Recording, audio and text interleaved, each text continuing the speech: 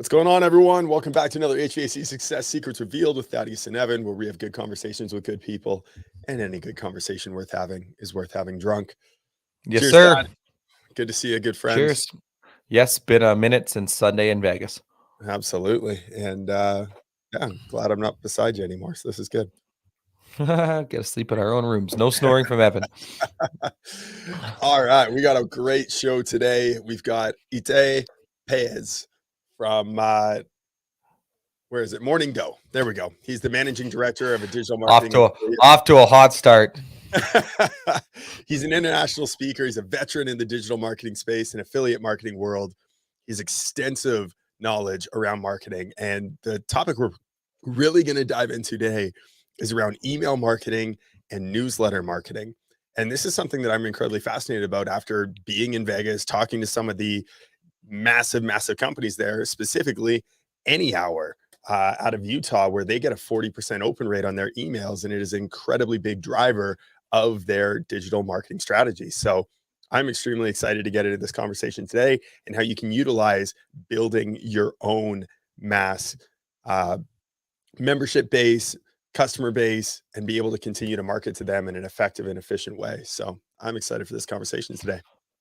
Yeah, it's going to be fascinating. And you know, when we hear about the talk about memberships and how do you get people to buy in more, and this day and age of 2022 where they don't remember shit, they're just going to go out and they're going to Google your business and find the first person that answers their phone. How do you create that brand loyalty? Well, something like email newsletters can do that for you. So super excited.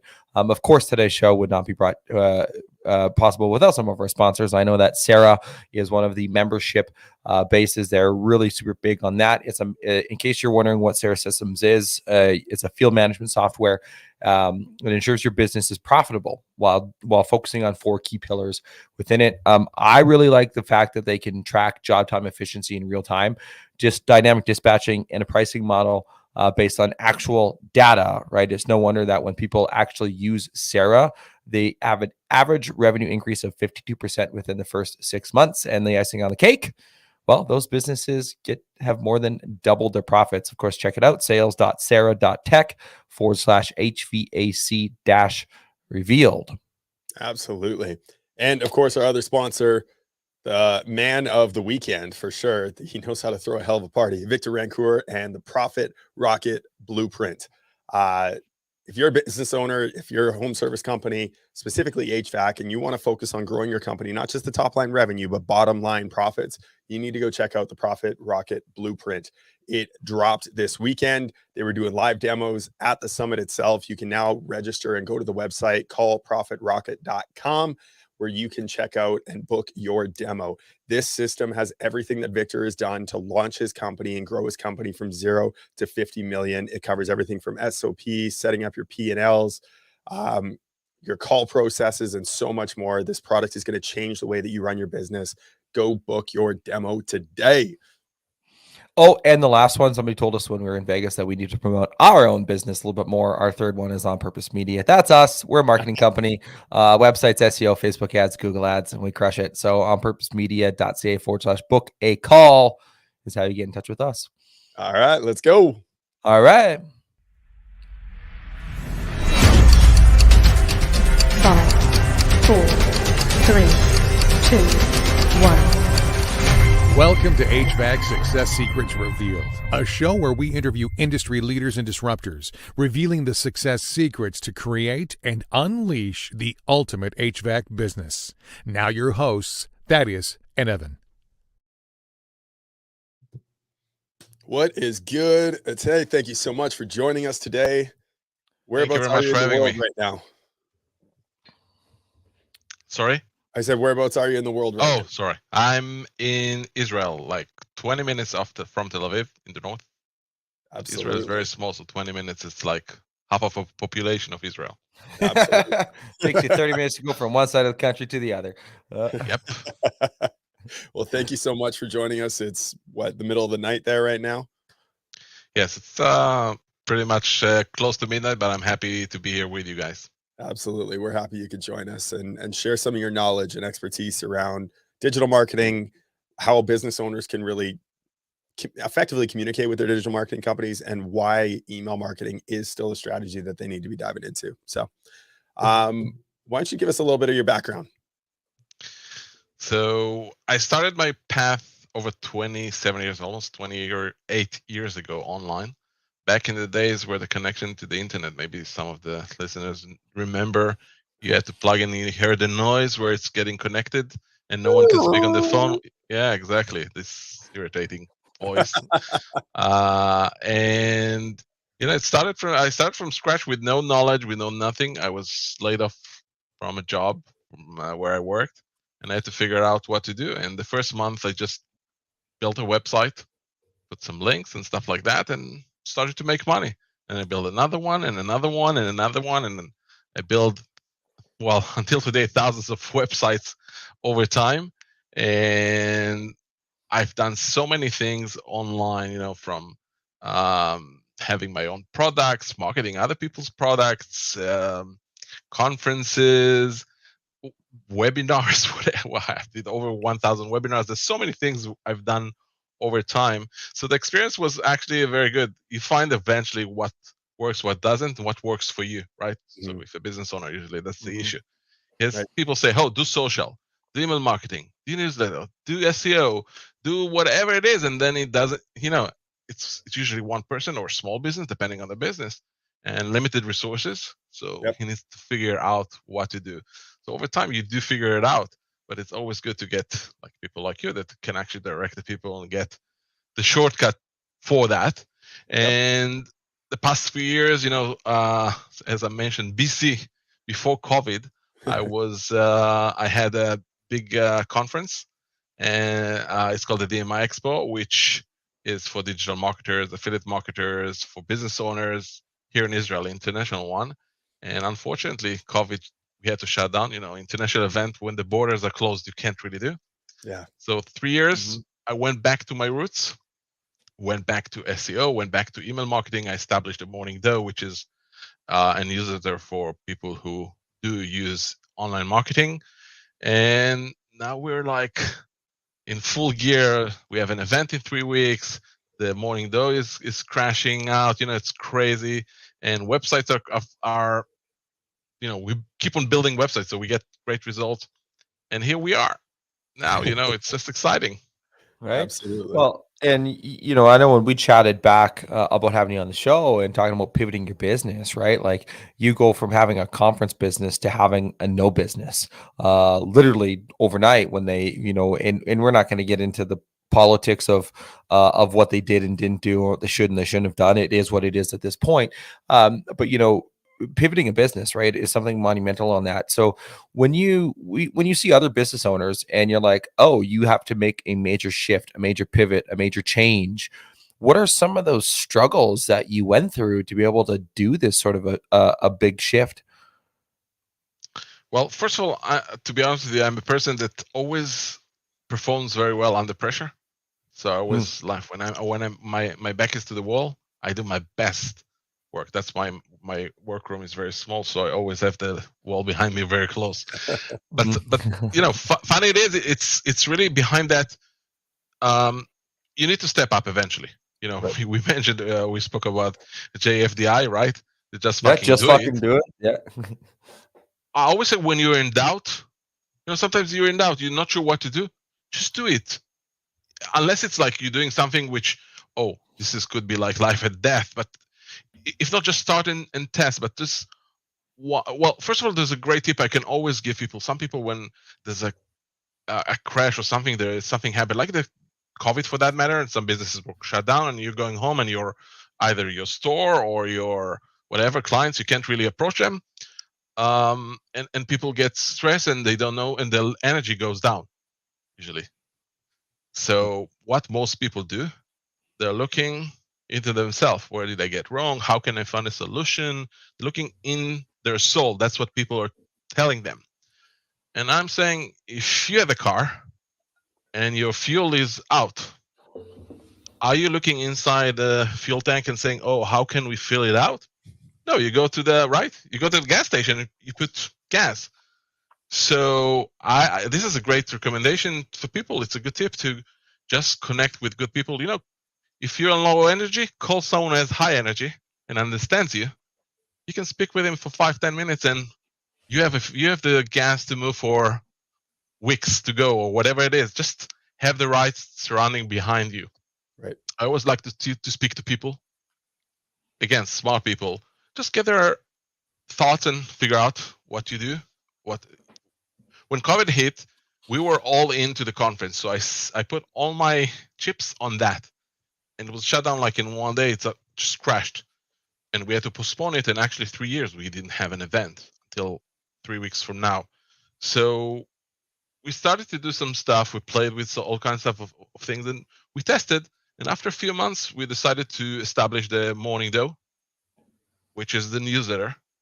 And again, it was just looking at the different options I had, and I look what's best for me. This is a good time to reinvent myself.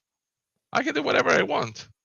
I'm 49 years old. Let's say we are going to stop working in 20 years. It won't happen, but just for 20 years, retire. Then in 20 years, I can build $10 billion businesses. It's a long time. You can do anything.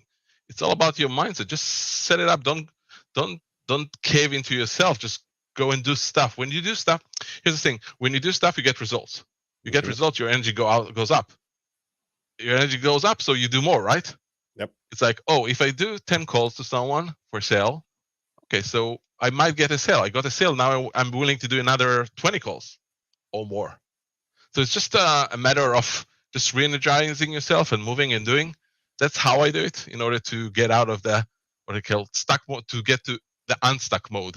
Right. From my end, that's how I see that. No, I love that. And I mean, what a great time to be talking about pivoting and adjusting based off of what's happening in the economy right now, right? Where there's a lot of uncertainty around where it could go and how bad it could get or when the recovery will happen or any of that shit. There's always going to be stuff that happens that's out of your control, right? Absolutely. Crashes happen, shit happens. What are you going to do about it? Mm-hmm. Right. There was a company here in town, and when COVID hit, they were a mechanic shop.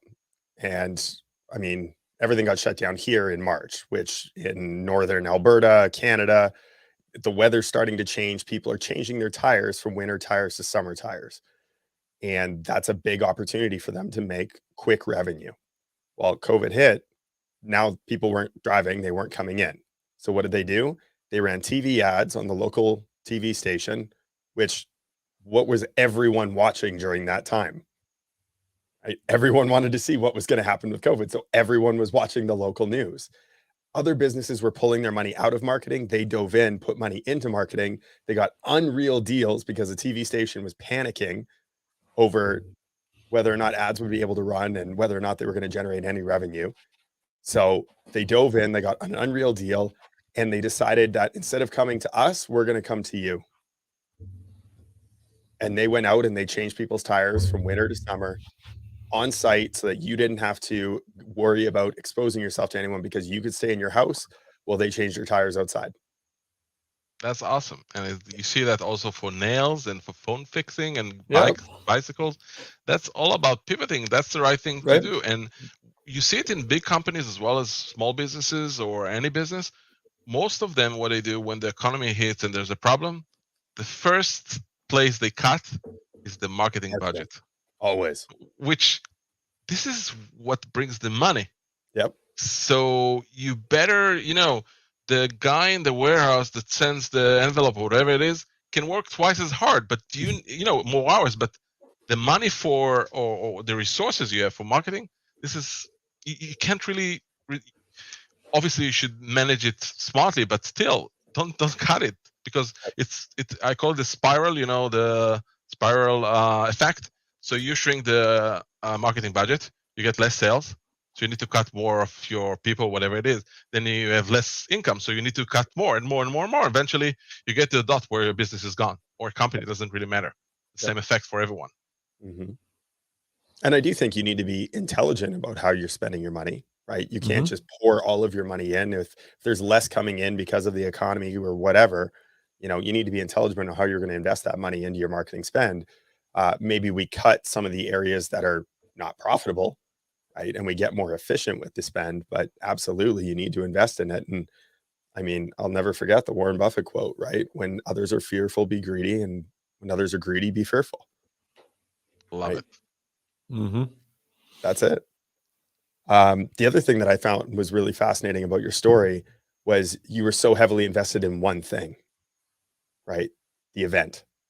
And when that was taken away, you were left with nothing and you had to start over and start something brand new.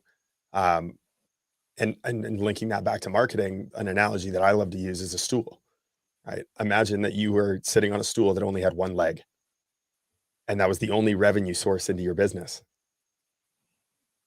How And secure is your seat? How secure is your balance? I'm totally with you. Normally, I would never do that. I'm always the guy that says you should better juggle a few balls. You know, Yeah. have few things. But the thing was, until we started the events back in 2000, I think in 8, Mhm. and we had a pause for a few years, and then I had a business that we shut down. We finished a huge project, and in 2018 it was done. So I said, this is a great opportunity to bring it back and Right. just put my time into that, grow it, and have it like a business that can run for long term. Right. So it made sense at that point of time, just because we finished one big thing, let's do it. Right. Topically, you're right. You shouldn't do that. But when you do start a business, I wouldn't say start 3 businesses at the same time. And I felt it's like, yeah, I restarted an event that we had before, but it's a rebranded event. So it's like a new business. Like you had a store for pets and now you opening after a few years and again, and you need to rebuild yourself, a new brand, whatever it is. It makes sense. Put all your eggs now, work it. It can't really grow with you doing other stuff in other places. Right. But once your business is stable, definitely don't be. A bad thing is to have a business with one customer or one traffic source or Yep. one supplier Yep. or one whatever. One is bad because it's bad for business. Now, Yep. COVID is obviously something that happens probably once every whatever it is, 100 many years. years, but 100 still, years. Yep. yeah, probably, maybe no one knows. But I'm just saying, yeah, obviously you should prepare yourself and have it. If one of the things I could have taken the conference to the online, right? So topically, I could have taken it online. Mhm. I decided not to do that for many reasons. Mhm. But and one of them, there's no big money in online conferences. Mhm. So unless if you have an agency or product to support it, if you just do it for the event, it's not worth doing that. Correct. So, and that's when I decided to pivot to something online. I said, I have an opportunity, right? 3 years, build whatever you want online. I know what to do and just do it. And I went to basics. Like email marketing is like, I don't want to say the stupidest basic thing, right? It's like email. And people say, do people read emails? Yeah, people read even the spam. They go to the spam and looked if they didn't miss an important email. So if you send an email and God forbid and they went to the spam box, probably if it's not really spam, your readers will read it. Right. So I'm just saying email is still live and kicking. Do you read emails on phone? Everyone reads, it's there. It's live and kicking. And that's why I found it's a very simple model to build, even if you don't have a business or supporting to business. Perfect. I do want to transition into the email marketing conversation, but when we talked about the one source thing, you mentioned that in terms of a business, and I'm thinking about it now in terms of marketing, right? If you're an HVAC business owner, don't put all your eggs in one basket. Let's say Facebook is working really good for you. Well, what happens if you get the Zuckerberg slap? We saw this back in August. End of August, beginning of September, with a lot of accounts, and this wasn't just exclusive to our clients, like across the board, people were just having issues with it, where their Facebook page still exists, but it's restricted from advertising, even though the ad account still exists, but you just can't advertise with that page. And so now people were dead in the water of a lead source that was working, and the guys that were really heavily invested into that, now they had to try to work on a pivot. So you want to diversify your portfolio from a marketing perspective too. And that's where I think an email email marketing campaign can really come in. Now, the thing with email marketing, you mentioned that, you know, people look at it, people read it, people go through their inbox, unless they're one of the people that have like 10,000 unread messages in their inbox. Evan starts smiling because he's one of those guys. I hate having that unread ticker on my inbox. It drives me to insane. And when like people, like somebody shared their screen, they're going through something that I saw like 15,000. I almost had a fucking heart attack. But just my OCD on that. So in email marketing, I mean, obviously one of the first things you need to do is you need to get people to open up your email, right? Regardless of the content or not. And maybe the content is partial to having them open up your email itself. But when you look at that, when you look at open rate, you know, Evan mentioned an open rate of any hour, 40%. You know, some people are like, well, if you get a 5% or a 10% open rate of your email, you're amazing, right? What are some general statistics for that one can expect for an open rate, and how can you increase your email newsletter marketing rate, opening rate rather? So first of all, I wouldn't stress myself over the numbers. And you know, it sounds strange coming from an email marketer, and I'll share the reason. First of all, if you give value, so over time, once people open it even one time, and there's a value in there, and a value doesn't mean that you're writing 10 pages. Could be much shorter, and we'll speak about formats and how and what you should write. But if you give value, right? If, like we were talking about Warren Buffett, so you know, give me 5 minutes with Warren Buffett. It's much better than 10 hours with any coach you can find in the US. I'm telling you, I'm willing to do that. Like, it's a simple trade, right? Because you just need one thing to take it out of it, right? You don't need a long thing off everything. So email marketing as itself, it's, if you're talking about numbers, the data is not accurate, and I'll explain. It's based on how does the email systems, autoresponders, know that people read it. It's cookie based. Technology doesn't really matter for everyone. It's a black box for us, and sometimes it doesn't really work well. So if you see 5 or 10 or 15, yeah, that's the path, that's the number, but it could be twice. It could be. No one really knows. It's not 100% bulletproof. Obviously, if you get lower number 1, 2, 3, 4, 5, it's a lower number. You should expect, if you have a quality list, and that goes to quality list. So if you have a low open rate, that means that either you have your quality of the people on the list is not good, and quality doesn't mean there are bad people. It means that they're not fit to what the value that you're actually giving, or that the value that you're giving is not good enough, or it could be both. But I would say, yeah, you should aim 25 to 50%. That should be like a good benchmark. People say, oh, I get 90%, 100%. Okay. So people say, you know, my grandmother would say, so people said, so what? It doesn't really mean that you should expect 100%. We don't get 100%. It doesn't make sense. You know, even when I get emails on a newsletter on a daily basis or weekly basis, I don't read everything. We're busy. So sometimes we open, sometimes we don't. Sometimes we pack it to the weekend and read some yes, some no. But as long, at the end of the day, it's not about the numbers of how many people are opening it or these numbers. It's what's the results you're getting out of it eventually. Right. If you make money off it to your business, it totally makes sense. And you know, you don't need to have a big list in order to get to these numbers. Any business, small business, I always say the most valuable thing for you is your customer list and potential customers. If someone comes into the store, even if he doesn't buy, if you can get his emails, it's a winner, right? He went into your pet store, right? He didn't search for the bathroom, for sure. Well, hopefully. So unless he made a mistake, it's always good to offer them something in order, you know, just register to our newsletter.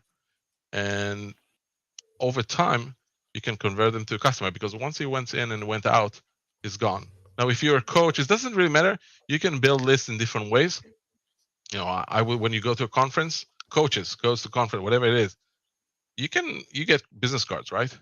So when you give me a business card, and I know some people say, oh, the spam, is it legal? But I'm saying, you gave me your business card, right? Do you Implied want me to consent. be in contact? That is Do you implied. want me to be in contact with you? Or you want me to try, if I, or you prefer I go out the door of the conference, just put it in the trash, right? Yep. You gave it for a reason. So if you gave it for a reason, I can email you. So the best practice would say, hey, send him an email, say, hey, Joe, I got your business card. I have a newsletter. So I've put in the newsletter. If you don't want to be, just click on the opt out or let me know and I'll remove you. You can do it while you actually meet them and take the card and say, is it okay if I can put you on the list? I'll send you a newsletter. If you don't want to, just opt out. If he doesn't want to, say, don't put me on the list. So it's not that complicated to do. You meet people day in, day out. It's not about the online thing. It's using the offline to online. And it's very simple. Especially when you're a business owner, you have to talk to people, right? You're speaking to people. Yes. To do that.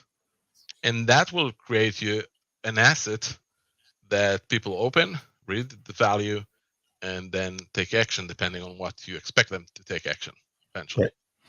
Right. And you made a distinguishing thing on that too is that, when you're looking at an HVAC company, right, talking to a consumer, they don't necessarily hand you a business card, right? And it's great in the business to business realm.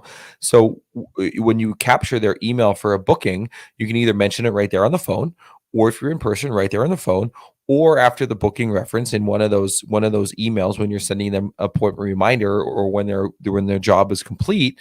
That's when you can send this email out to them because they've given you the data for you to be able to communicate with them. That first email is, hey, by the way, we've added you to our email newsletter list. For you to unsubscribe, please click here. So that would be a flow for somebody in the HVAC world versus the business card aspect of things. Totally. Well, and I love what you said when you mentioned don't worry about the numbers. Specifically when you're starting out. Like, I think the winning metric is that you did it. JFDI. Yeah, right? Send the email. Just send it. Who cares what happens after that? Once you've done that repeatedly and you've built up the habit, the muscle of sending the emails, then you can get into the data and what's effective and how we can play around with open rates and things like that. Absolutely. And I want to add two more things. I would definitely, the best ways to also increase the open rate is always tell them what's going to be in the newsletter or in the emails you're sending them. So they will know. They will opt in if it's relevant, and also they will know what to expect when to open it, right? Mm-hmm. Because if you say, it's a pets and newsletter and you send just offers, then maybe they were expecting to get some tips how to train your dog or whatever it is. So just make sure. I'm just jumping into that dog thing, but it doesn't really matter which business. Just tell them what it is so they know what to expect. Second thing, tell them how often and when you're going to send it. Mm-hmm. So they know to expect, because some people say, okay, I have a newsletter. And then they send you an email in 2 weeks. And then the first thing someone does is spam, right? They don't remember who you are, what you do, what the hell it is. Right. So if you tell them, I'm sending you once a week, usually it's on a Sunday, or I'm sending you once a month or 2 times a month, whatever it is, set the expectations so they will know who you are and what it is, and not, say, oh, who the hell is this guy? And I will add to that, try not to change the frequency. So if you send like once a month and then suddenly, you have a promotion, now you're sending once every day or twice a week, and say, this guy, he was sending once a month and now he's sending me like a daily email. He's a spammer. Boom. So, and that can hurt your open rate and deliverability. So I would say try to stick in the same frequency. If you do want to change it, just tell them. Write them, guys, next week we have some kind of, I'm doing something new. I'm doing some webinars. I'm doing a daily value for you, whatever it is. So instead of sending you once a month or once a week, I'm sending you 3 times. So please know that. And I'll add to that when people say, so what's the best frequency to actually send the emails, right? Or newsletter, whatever it is. There's no right or wrong. It depends on your audience. So if I'm a stockbroker giving advice or whatever it is about I'm sharing about the market, I might send 3, 4, 5, maybe 10 times a day, depending of things, right? Microsoft yesterday published their numbers for this for the Q, right? So why not sending away? Here's an alert or whatever it is, an email, a message. And if you're doing other businesses, you might be sending once a month or once a week. Adjust it to your market and to your audience and what they expect. And think about it, you're in the market in your own vertical, so you should know what your customers, because you are a customer yourself, probably of the product.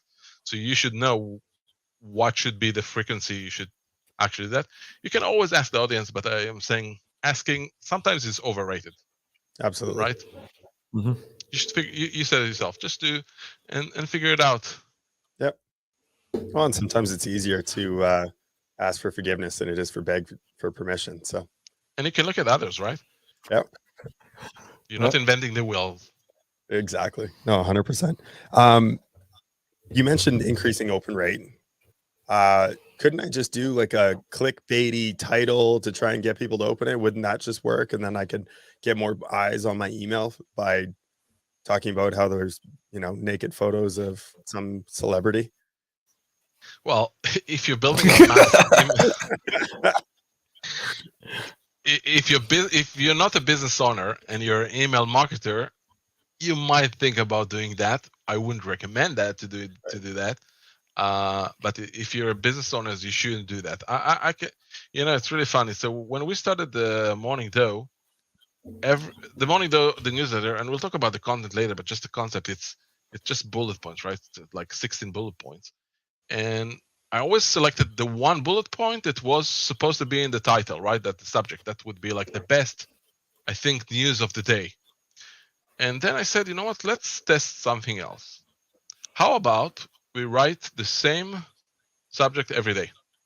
It's 5 days a week, every day the same.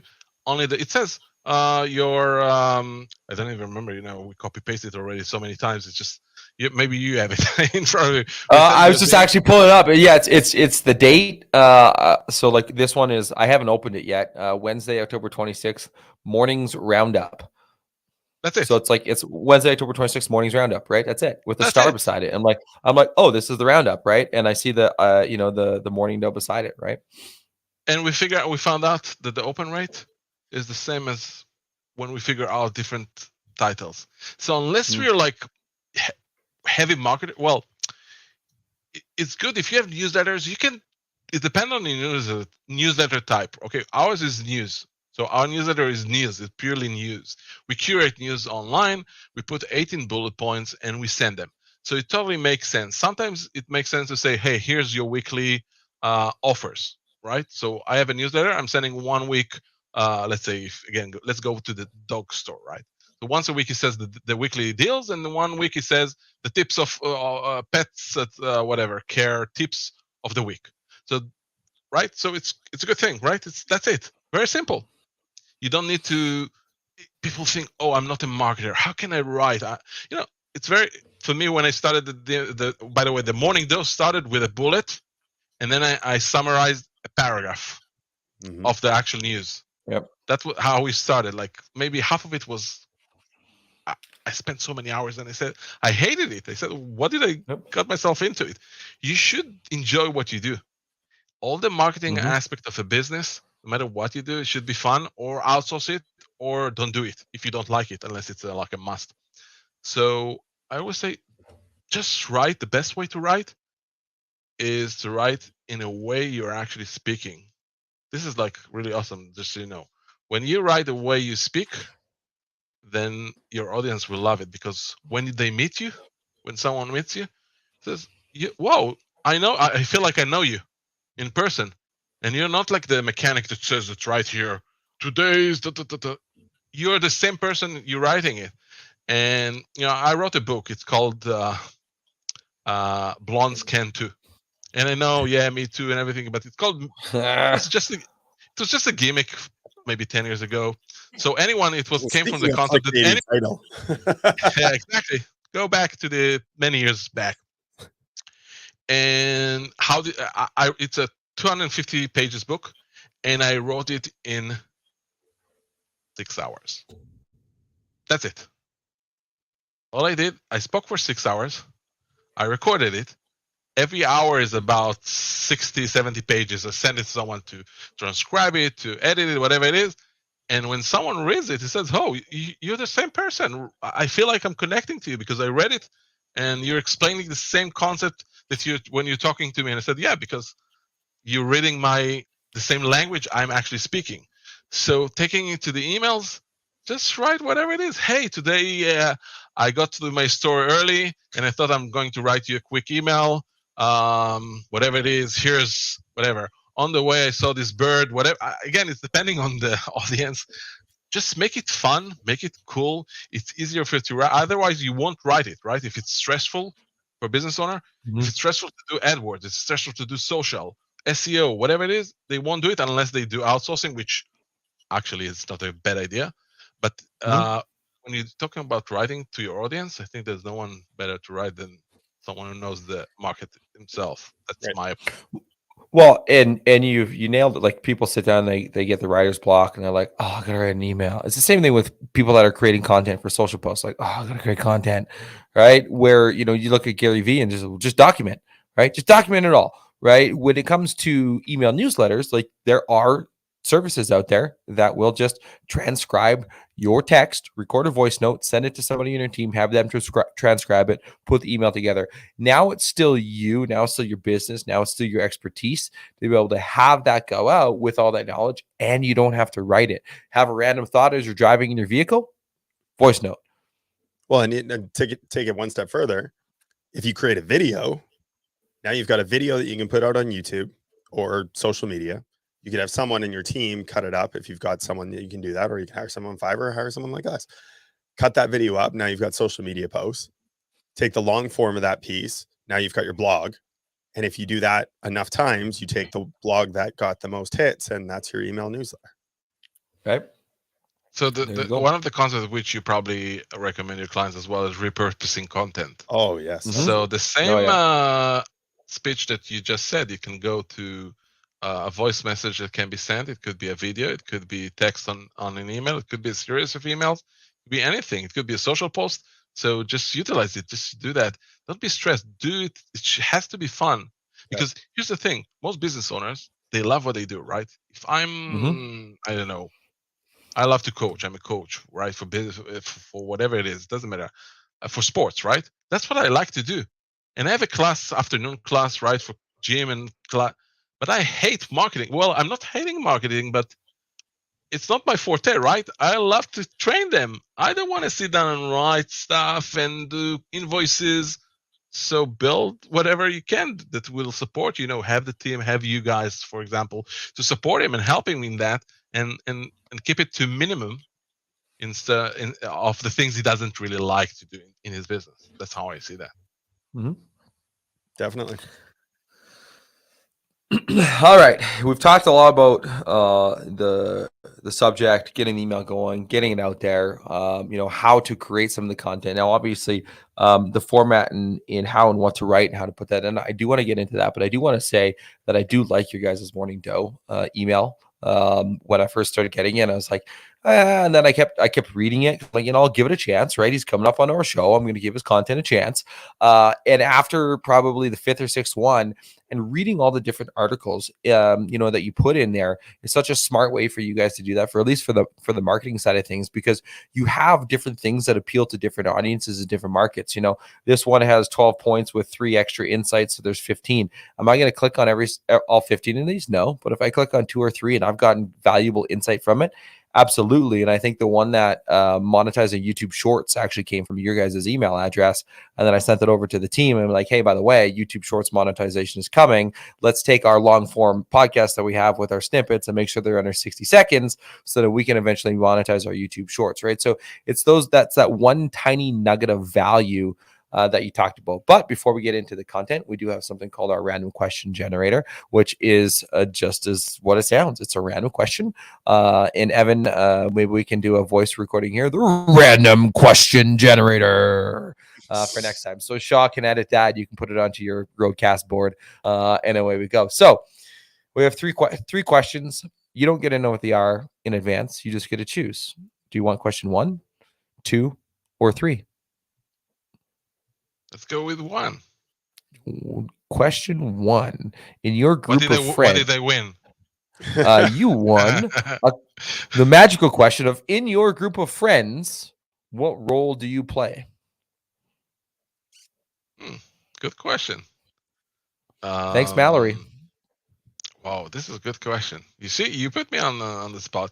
Yeah. I think I'm the guy that is putting everyone together. Like, I'm holding the group together always. That's I think that's yeah, absolutely. Well, If you- actually, no, so not surprising because you have events, right? You bring people together for your events. So with your group of friends, you bring them together and you hold them together like glue. So um, let's go So with just one that's one question, right? completely. Oh, you have it down Yeah, too? just one. I'm going to ask you the second one now. Yeah, I'm going to ask you the other one. I'm going to ask you one because I'm kind of curious by this. If you could have one superpower, what would it be and why? Mm, I would say just have full energy all the time because I hate going to sleep. There you go. I don't know. When I go to sleep, I usually like when we'll finish. I don't know. It will be like maybe close to 1 a.m. I usually it takes me an hour. I sleep. I go to bed and I'm still working. I'm still literally working, and then I take the phone and write myself a note not to forget. Because you remember the Seinfeld, if you write with a pen and you can't really read it later on, you should put the notes. And so I would have totally energy all the time. You don't need to sleep. I don't see a value in that. Obviously, you do need to do that, but I mean mentally, if I could have the power, just let's keep on running. Right? Yeah, 24/7, 365. See, Yeah. Funny timing with that because I did not sleep last night. So I always tell people I rest when I fly. Unfortunately, I didn't fly for the past 3 years, so there you go. yeah, So there you're you due go. for a long rest on this next trip. exactly. Right? I thought, Evan, you're going to say you didn't sleep when you're in Vegas, which is probably also pretty accurate. Yeah, Too. that's Yeah. yeah. Yeah. All right. It was too much fun. What's that? Too many people to meet, and it was too much fun. Right. So, cool. Well, speaking about writing, obviously when you write your emails, you don't do it in a notepad and you don't do it in the middle of the night on a piece of paper beside your bed. What sort of when you write your email, is there a specific format, how to write it, what to write, that goes into an email that's going to flow the right way? First of all, write in a way that fits you. Don't try to mimic other formats because, like I said, we started with looking at other people's format, and it becomes very inconvenience and not fun to actually do that. So just find the format that works for you. It should be fun. Try not to be salesy. Sales emails are not value. Yes, over time, obviously, if you have products, you want to put also, promotion, stuff like that. Obviously, we mentioned it should be like some kind of a balance between promotion and value. And even if you sell something, you can definitely do it in a different way. So just for example, I just got it from Amazon, right? Logitech. I love this. Strange enough, small came from Amazon. And let's say I'm a store, right? I'm selling it or whatever it is, an online store, offline, so it doesn't really matter. But instead of just doing it, send it as a photo, I can do, again, goes to what you mentioned on content, social media. I can do, how do you call it? The box opening process, right? Unboxing, right? Unboxing. Yep. I can explain how it works, what's the benefits of this mouse over other mouses. So give the value, and eventually people will decide if they should want to click and buy or not. Right. Just figure out you can be salesy without being salesy. It's the best way, by the way. And people don't mind you selling them this way. Again, this is a hardcore core product, but it could be also for coaching or any other business. Doesn't matter if it's physical or not. I wouldn't say I don't do long emails. Right. You know, if I have ADD, for me to read when someone sends me a long email, unless if it's a contract that unfortunately has to be long, I apologize. I'm writing, TMI, I can't really read it. Just write me whatever it is, and that's how I became to the style I like. I write the way I write. That goes, by the way, to the conference. I think I mentioned when we spoke earlier about when we built the conference for digital marketers and affiliate marketers. I said it's built by affiliate and digital marketer for affiliate and digital marketers. The way I want to go to shows, that's the way I build it. So the way I'm getting an email, what interests me, that's the way I want to send it out. So that's very simple. Now, will it fit for everyone? Obviously, no.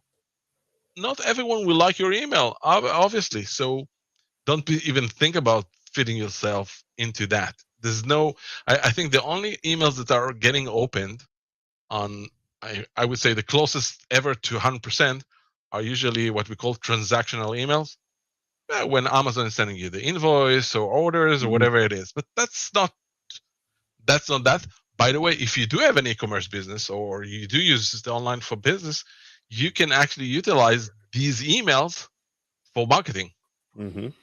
Right? Amazon does it really well. They send you the already the confirmation email, receipt, whatever it is, and then it still tells you people also bought this product or whatever it is. So utilize it in a nice way, but still don't just make it simple, right to the point. Don't blah blah. People won't read it. Most people won't write long emails. Remember, the time spent today because of this device, which is crazy. It's better to just, people read very slowly, right? You don't want people to open it and then say, "Oh, we read it." Well, it could happen. Read it later or archive it. You want to, if it's short, right? People say the morning though, they open on the phone, they browse to the points right away. Obviously, if they need to read something, they keep it, and they're busy now. They put it. It's not urgent. They put it aside, but at least they browse through everything written there. So I'm not saying write 16 bullets or 15 bullet points. I'm just saying write whatever fits your audience and make it sharp and neat and cool. Give the value. It's very simple. It could be, by the way, even 5 bullets. That's really better. 5 exercises you need to do today. Here's a shake recipe. Boom. That doesn't matter. Well, and that's yeah, I got a couple points here that I wrote down. One, jab, jab, jab, right hook. Gary V book, right? The idea, give in terms of value. And then you can ask for a sale, right? Doesn't mean you're going to try and sell them something, but you can at least ask. But you give value up front, then you can make the ask. So I love that concept. Great job there. Keeping it short, huge. Make sure that the structure of the email, and I do want to get into that. But reverse engineering things, right? What is it that you like to read? What emails do you open? Is it from the same person consistently? Right. I am curious, what's your opinion on having something where it's reoccurring? So you've got like a reoccurring theme on the first week of the month, the second week of the month, the third week of the month. Is that a strategy that you would implement? So, you know, the first week is DIY, how to change an electrical outlet in your home. Simple tasks that people can do. Did you check your filter before you called? Right? If your furnace isn't working, did you check these 3 things? Change the batteries in your thermostat. The next week is customer stories. The next week is, tune up specials, right? And there's a value added piece in there. First of all, I love it. I love the concept of having a structure. You should say to people, this is how we work, right? Every month, the first week, we give you some task, whatever it is. Then the second week, we give you a different, angle. Right. And you tell them what to expect, and they will expect that. And I would say one more thing, because that's adds to the examples that you actually said. It could be also, it's not fit for everything, but it could be also fit for what we call automatic newsletter or autoresponder, right? So for the morning though, it doesn't make sense, right? Because you want to get the daily news. You don't want to, if you enter to the list now, and let's say they're already we sent 300 newsletters, you don't want to get number 1 from a year ago, right? So it doesn't make sense. But if you're talking about a trainer, right? Fitness trainer, then every person that goes in, you can give him a series of emails, right? A newsletter that says, I'm going to send you 30 newsletters right now. Every day, 1 task to do. I don't know, 1 thing to do, 1 thing to eat, or recipe, or every day a different thing. But tell them, but that's automatically, right? Mm-hmm. And on top of that, he says, and on top of that, I'm going to send you like a 1 summary every week, which is the one he's doing current, right? Which is a different thing, the current one and the automatic one. Now, people maybe get some people may say, "Oh, it's stressful." So, first of all, they can hire people like you to help them set it up. But I'm just saying the bottom line is just take the content you make anyway and just order it in a way, either some semi-automatic or not automatic, doesn't really matter, but do it in a way that you utilize all the content you make and cut it different pieces. Like you mentioned, you can do it like a serious recurring thing. That can work very well. People love it. humans are used to doing the same things again and again and again and again. Creatures of habit. Absolutely. Absolutely. So don't be stressed about that. You should do that. That's a perfect way actually to be fond of your audience. Love it. When it comes to actually structuring the email, you talked about, keeping it short. Could that be short paragraphs? Is that bullet points? Like, what is the best way to stylize that writing so that people are going to read it and at least be able to scan through it and get the gist of it? So I'm going to share with you a little bit secret. We were actually talking about it yesterday, the family, and they hate it when they do it. We saw, I don't remember what it was, MasterChef or something like that. And I asked my wife, who do you think will get to the finals? And she said, maybe this, then maybe that. And when it ended, she looked at me and said, you already knew, right? And I said, yes, I already picked and I know. And I knew it in advance. So I'm a person that actually goes to a book, I read the last few pages, and then I start from the beginning. I love to see a movie at the end and then go back. It's easier for me, and with ADD, it's much easier, right?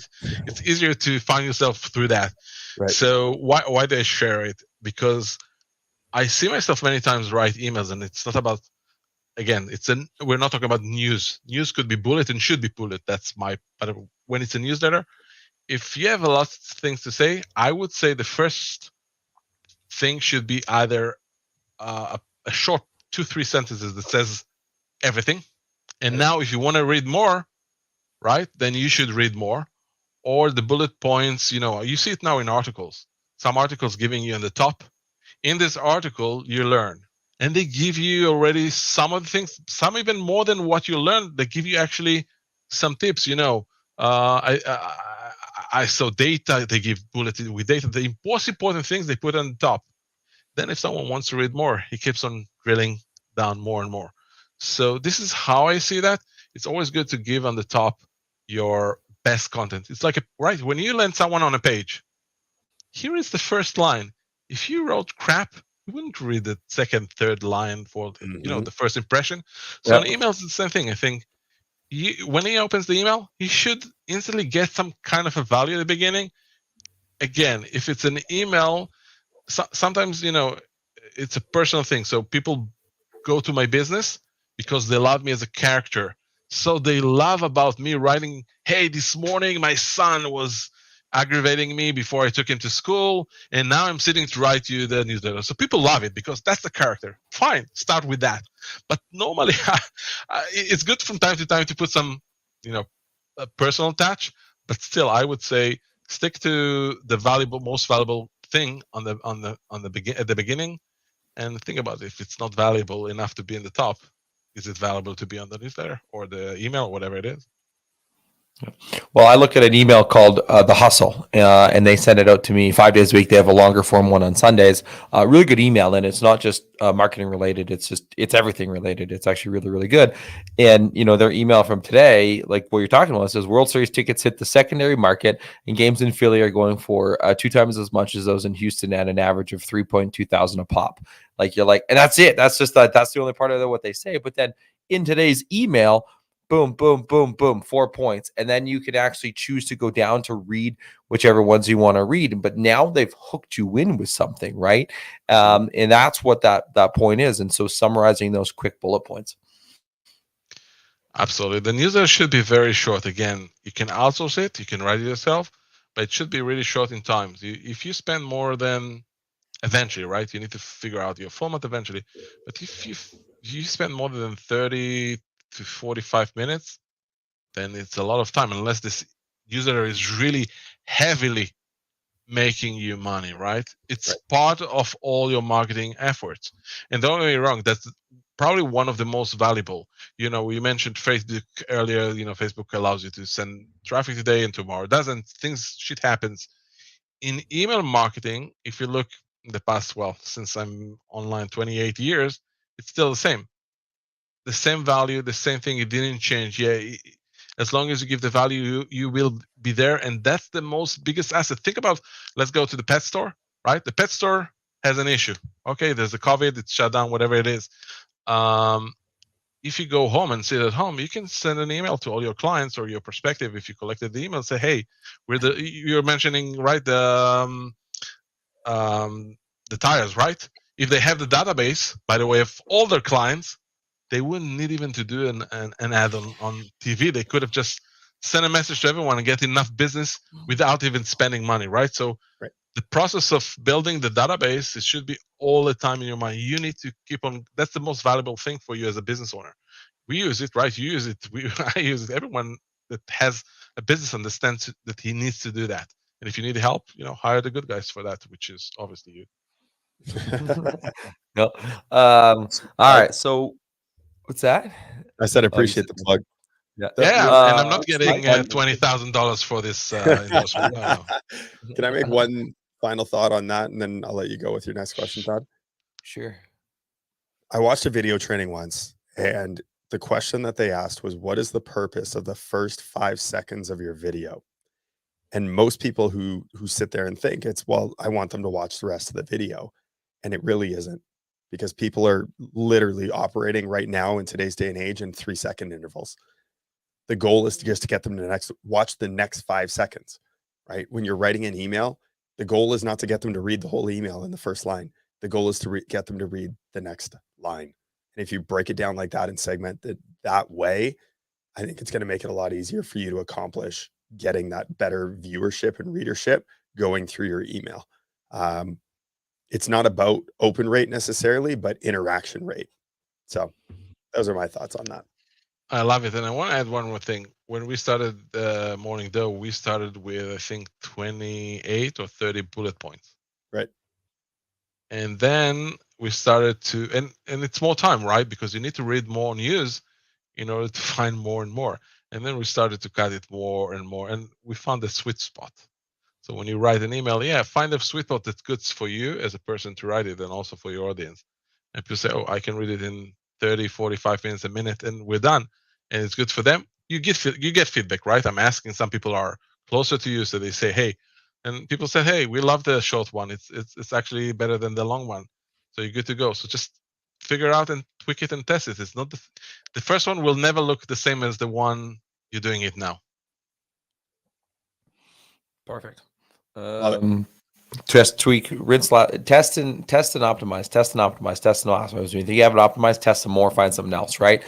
Because if you remain stagnant, you're going to run out, right? You always want to adapt and innovate. So, of course, if you thought this, if you wanted to subscribe rather to the Morning Dough, morningdough.com is how you can get in touch with that. If you want to check out his expo, in case you happen to be in the digital marketing space, dmiexpo.com. Of course, you can find them on Facebook, facebook.com/Morning Dough. If you want to reach out to Itay direct, facebook.com, Itay Paz Fan is the URL. Of course, put these in the show notes for later. So we've talked open rate, we've talked subject, we've talked content, we've talked the format, what and how to write. Is there anything else that we're missing in terms of a great email marketing and newsletter campaign?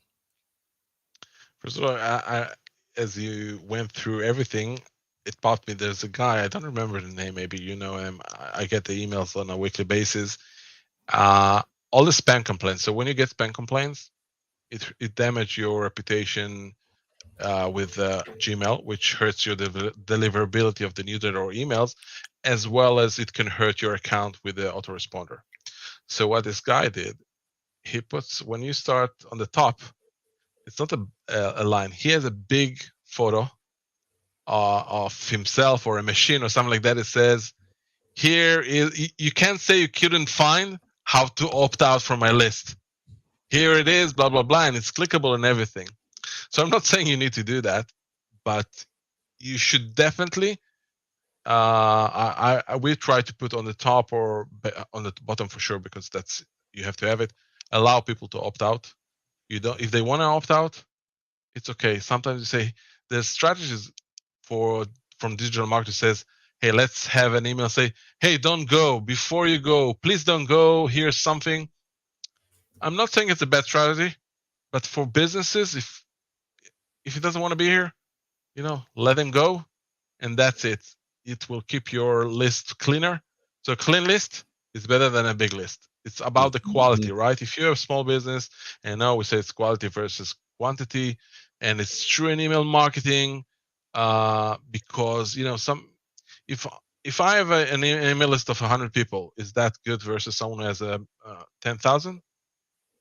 Who knows? Depends on the business who is on the list. If I write a newsletter for millionaires and billionaires, and I have only 100, that's it.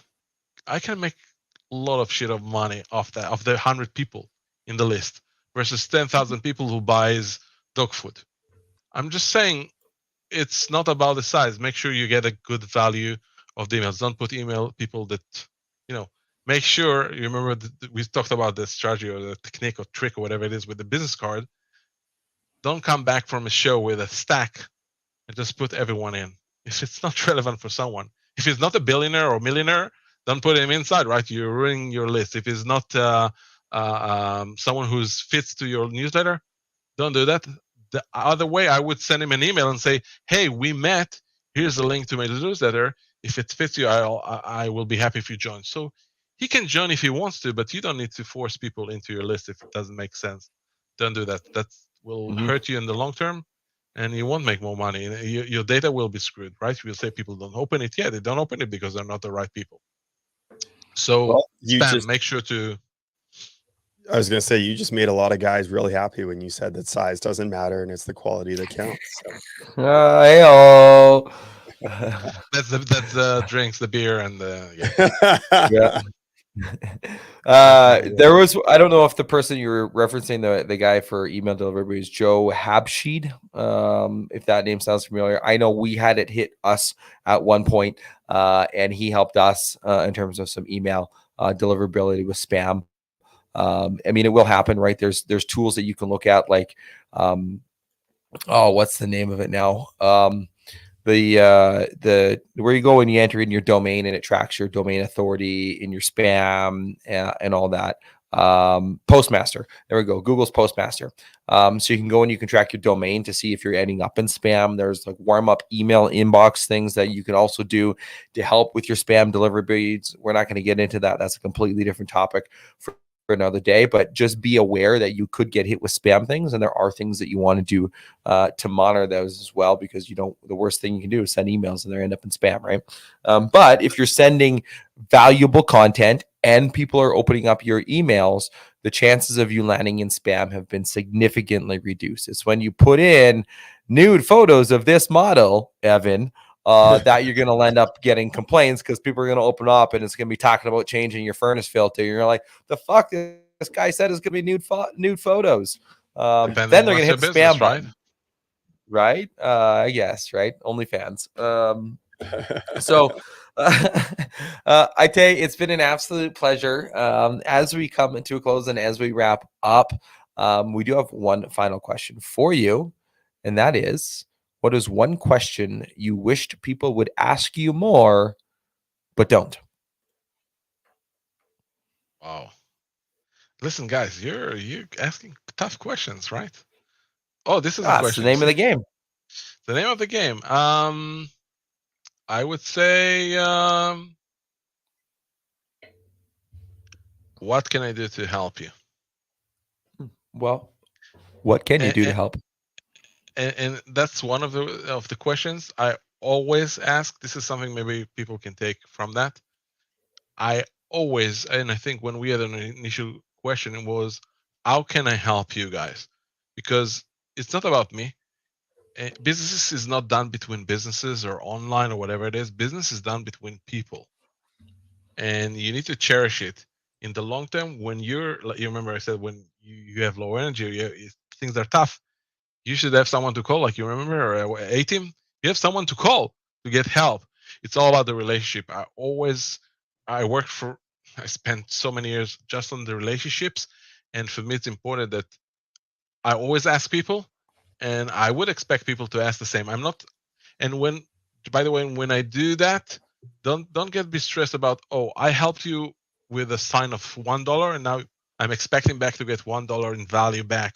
It's not about exchanging right away.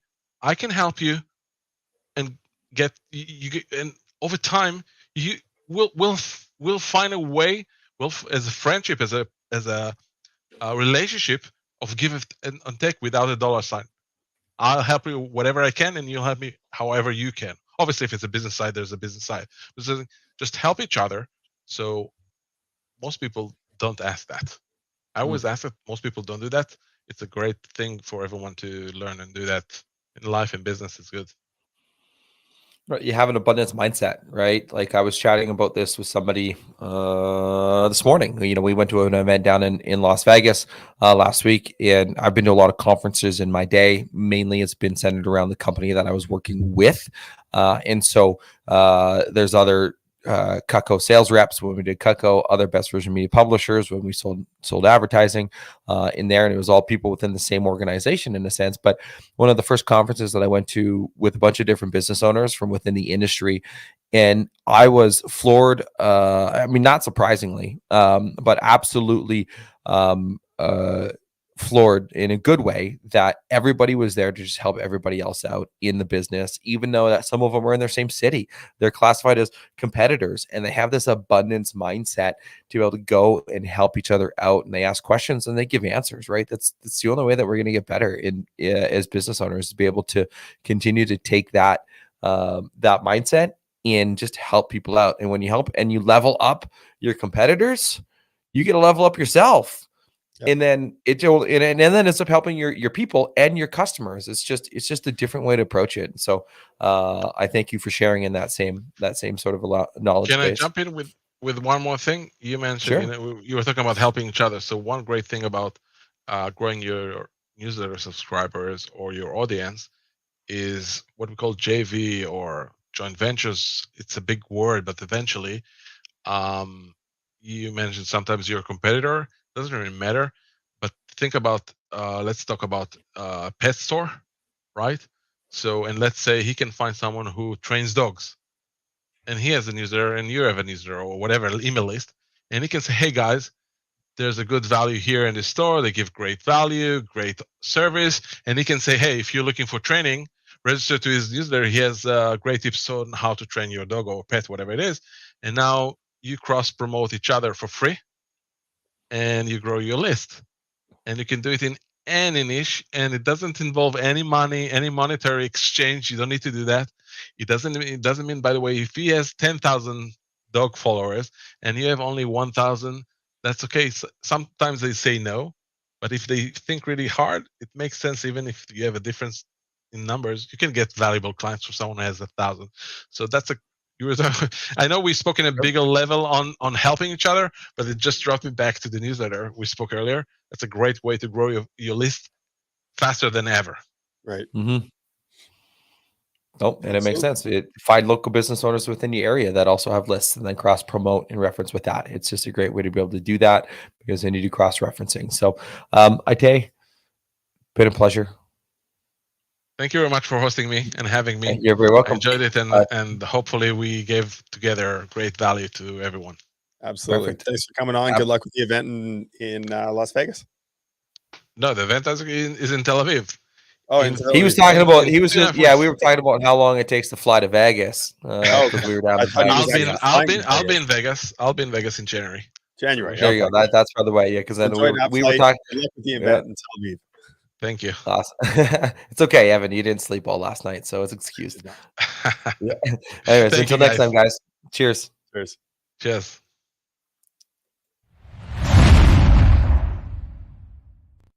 Well, that's a wrap on another episode of HVAC Success Secrets Revealed. Before you go, two quick things. First off, join our Facebook group, facebook.com/groups/HVAC Revealed. The other thing, if you took one tiny bit of information out of this show, no matter how big, no matter how small, all we ask is for you to introduce this to one person in your contacts list. That's it. That's all. One person. So they too can unleash the ultimate HVAC business. Until next time, cheers.